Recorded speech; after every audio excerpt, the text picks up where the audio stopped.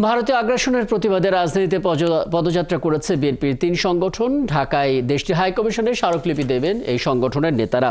জাতীয়তাবাদী যুবদল, স্বেচ্ছাসেবক দল এবং ছাত্র দলের যৌথ উদ্যোগে ভারতীয় হাইকমিশন অভিমুখে এই প্রতিবাদী পদযাত্রা চলছে। এর আগে এই পদযাত্রায় অংশ নিতে সকাল থেকে নয়াপল্টন কার্যালয়ে জড়ো হতে থাকেন সংগঠনটির নেতাকর্মীরা। এ সময় নেতাকর্মীরা ভারতের আগরতলায় বাংলাদেশের সহকারী হাইকমিশনে হামলা এবং জাতীয় পতাকা অবমাননার প্রতিবাদ সাথে তীব্র নিন্দা জানান। ভারত বাংলাদেশে পরিস্থিতি অস্থিতিশীল করার ষড়যন্ত্র করছে বলেও জানান তারা। 5 আগস্টের পরাজিত শক্তি তাদের উস্কানি দিয়েই মূলত দেশে অরাজকতা তৈরির চেষ্টা করছে, যা হতে দেয়া যাবে না বলে হুঁশিয়ারি দেন নেতাকর্মীরা।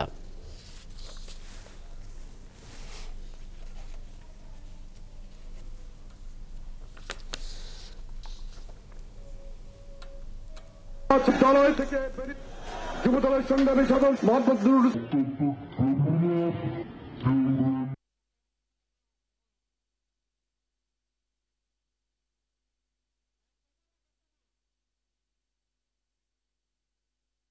এ নিয়ে আরো খবর আমরা জানবো। সহকর্মী হাবিব রহমান যুক্ত হচ্ছেন আমাদের সঙ্গে। হাবিবের আগে পদযাত্রা যখন শুরু হচ্ছিল আপনার সঙ্গে কথা হচ্ছিল এবং আপনার মাধ্যমে সে পদযাত্রা আমরা দেখছিলাম ধীরে ধীরে সেটি নয়াপল্টন থেকে আসলে ভারতীয় হাইকমিশনের দিকে এগোচ্ছিল। এখন পদযাত্রাটা কোথায় অবস্থান করছেন, এটা হাইকমিশনে পৌঁছে গেছে কিনা এবং পদযাত্রায় যারা আছেন তাদের মধ্যে অংশ নেওয়ারা কি বলছেন, নতুন কোনো কর্মসূচির ঘোষণা তারা দেবেন কিনা? কিছুক্ষণ আগে কিন্তু নয়াপল্টন থেকে আজকে যে পদযাত্রা বিক্ষোভ প্রতিবাদ পদযাত্রা ছিল সেটি কিন্তু শুরু হয়েছে এবং এখন এই পদযাত্রাটি মালিবাগ এলাকায় এসেছে। আমরা মিছিলের যে পদযাত্রাটি রয়েছে তার থেকে কিছুটা সামনে রয়েছে। কিছুক্ষণের মধ্যেই মালিবাগ আবুল হোটেলের এখানে এই মিছিলটি চলে আসবে। আপনি যদি দেখেন আমার সামনে কিন্তু মিছিলটির মধ্যে একটি অংশ আমরা দেখতে পাচ্ছি যে পতাকা উড়িয়ে তারা এই মিছিলটি নিয়ে সামনের দিকে আসছে। এখানকার যারা আজকের এই পদযাত্রায় প্রতিবাদ পদযাত্রায় যারা অংশ নিয়েছে, বিশেষ করে এই মিছিলটি পদযাত্রাটা আয়োজন করেছে যুবদল, ছাত্রদল এবং স্বেচ্ছাসেবক দলের নেতাকর্মীরা আজকের এই পদযাত্রাটির আয়োজন করেছে এবং সেখান থেকে তারা যেটি বলছে যে বাংলাদেশের বিপক্ষে ভারতের এই অবস্থান কখনোই বন্ধুসুলভ আচরণ নয়। সেক্ষেত্রে তারা বলছেন যে ভারত দীর্ঘদিন ধরে বাংলাদেশের উপর একটি আগ্রাসন ভূমিকা পালন করে আসছিল এবং শেখ হাসিনার পতনের পর, স্বৈরাচার সরকার শেখ হাসিনা পতনের পর তাদের যে দ্বিমুখী দ্বিচারিতার আচরণ সেটি আবার একেবারেই বহিঃপ্রকাশ হয়েছে এবং বাংলাদেশ যে কখনোই ভারত যে কখনোই বাংলাদেশের মানুষের শতভাগ বন্ধু ছিল না, একটি গোষ্ঠীর বন্ধু হিসেবে কাজ করছে, সেটি এবার প্রমাণিত হয়েছে। যে কারণে তারা যেটি বলছেন যে এবার আর ভারতের আগ্রাসন কখনোই বাংলাদেশের মানুষ মেনে নেবে না, কিংবা এর আগের যে 15 বছর শেখ হাসিনার ক্ষমতার সময় ভারত যে বাংলাদেশের উপরে যে দুঃশাসন বা যেটি আগ্রাসন চালিয়েছে সেই আগ্রাসনের যে শক্তি সেটিকে আর বাংলাদেশে ফিরে আসার কোনো সুযোগ নেই।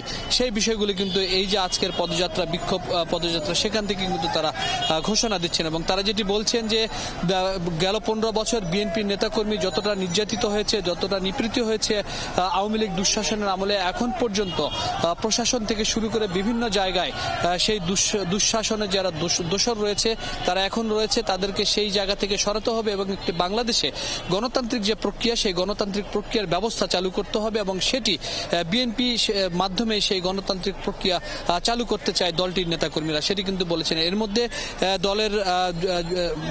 দলের সিনিয়র নেতা রুহুল কবির রিজভী তিনি যেটি বলেছেন যে ভারতের যে অবস্থান সেই অবস্থান স্পষ্ট।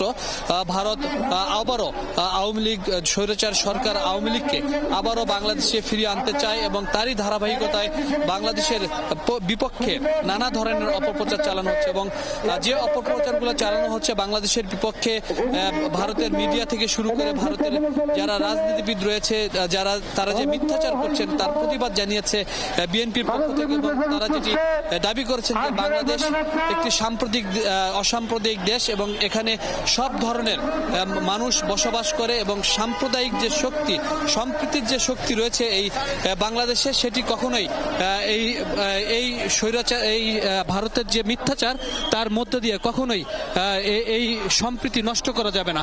আমরা একটু কথা বলতে চাই, ভাই যদি একটু বলেন যে এই যে ভারতের যে মিথ্যাচার, এই মিথ্যাচার কেন হঠাৎ ভারত এই ধরনের অবস্থান নিল বাংলাদেশের বিপক্ষে? ভারতের কথিত বন্ধু ফ্যাসিস্ট শেখ হাসিনার পতনকে ভারত কোনোভাবেই হজম করতে পারছে না। সেই কারণে বাংলাদেশের বিরুদ্ধে এই মিথ্যা প্রপাগান্ডা অপপ্রচার। এই জন্যই আমরা বাংলাদেশের মানুষের পাশে, দেশের স্বাধীনতা সার্বভৌমত্বের প্রশ্নে আমরা ঐক্যবদ্ধ হয়ে মাঠে নেমেছি। আজকে যুবদল, স্বেচ্ছাসেবক দল, ছাত্র দলের সম্মিলিত এই প্রতিবাদী পদযাত্রা এবং ভারতীয় হাই কমিশন অভিমুখে প্রতিবাদী পদযাত্রা স্মারকলিপি পেশ করছি আমরা বাংলাদেশের মানুষের স্বার্থে। বাংলাদেশ ফার্স্ট, বাংলাদেশ সবার আগে বাংলাদেশ। ছাত্রদল হিসেবে আপনারা মাঠে আছেন, ভারতের ওই অবস্থানকে কিভাবে দেখছেন? এটি খুবই দুঃখজনক এবং উদ্বেগজনক এবং ন্যাক্কারজনক অবস্থান গ্রহণ করেছে তারা। আমরা ফ্যাসিস্টদের আমলেও, খুনি হাসিনার আমলেও দেখেছি ভারত প্রতিনিয়ত এই খুনি হাসিনাকে সমর্থন দিয়ে গিয়েছিল, অর্থাৎ গণতন্ত্র হত্যাকারীদের পক্ষে অবস্থান নিয়েছিল। আমরা বিশ্বাস করি এই জুলাই আগস্ট পরবর্তী বাস্তবতায় ছাত্র জনতার মনোভাব তারা বুঝতে পারবে এবং সর্বশেষ এই আজকের এই ছাত্র দল, যুব দল, স্বেচ্ছাসেবক দলের এই কর্মসূচির মাধ্যমে তারা আরো বেশি সচেতন হবে এবং বাংলাদেশ বিরোধী কোনো পদক্ষেপে আর কখনো কাউকে উৎসাহিত করবে না, সে বিশ্বাস রাখছি। রাকিব, শুনছিলেন যে বিএনপির যারা আজকের এই বিক্ষোভ পদযাত্রাটি আয়োজন করেছে, বিশেষ করে ছাত্র দল, যুব দল এবং স্বেচ্ছাসেবক দল, সেই নেতারা বলছিলেন যে বাংলাদেশের বিপক্ষে ভারতের যে অবস্থান, সেই অবস্থানে বাংলাদেশের মানুষ এবং বাংলাদেশের রাজনৈতিক দল তারা সবাই একসাথে এই ষড়যন্ত্র রুখে দিবে এবং বাংলাদেশের বিপক্ষে ভারতের যে অবস্থান, অর্থাৎ একটি গোষ্ঠীকে তারা সব সময় গেল 15 বছর যে সুবিধা দিয়ে এসেছে, সেই সুবিধা বাংলাদেশে যেন আর ভারত সেই আগ্রাসন রাখতে না পারে, সেই বিষয়গুলো নিয়ে কিন্তু বিএনপির যারা এই আজকের এই পদযাত্রাটি আয়োজন করেছে সেই নেতাকর্মীরা কিন্তু সেই পদযাত্রা থেকে বলছেন এবং বারবার যেটি বলছেন যে গেল 15 বছর আওয়ামী লীগ সরকারের শাসন আমলে ভারত বাংলাদেশে আওয়ামী লীগকে যতটা সুবিধা দিয়েছে এবং ভারতের পক্ষে যেভাবে বাংলাদেশের পক্ষে আওয়ামী লীগের পক্ষে যেভাবে অবস্থান নিয়েছে, সেক্ষেত্রে ভারত যে বাংলাদেশের প্রকৃত বন্ধু নয়, সেটি এবারের যে স্বৈরশাসক শেখ হাসিনা পর ভারতের যে অবস্থান সেটিতে কিন্তু স্পষ্ট হয়েছে। সবকিছু মিলে আসলে হাবিব, এই পদযাত্রার মাধ্যমে তারা সেই বার্তাটা দিতে চায় এবং সেই স্মারকলিপি নিশ্চয়ই যখন দেওয়া হবে আপনার মাধ্যমে সেই আপডেটটাও আমরা পেয়ে যাবো। অনেক ধন্যবাদ যুক্ত হওয়ার জন্য।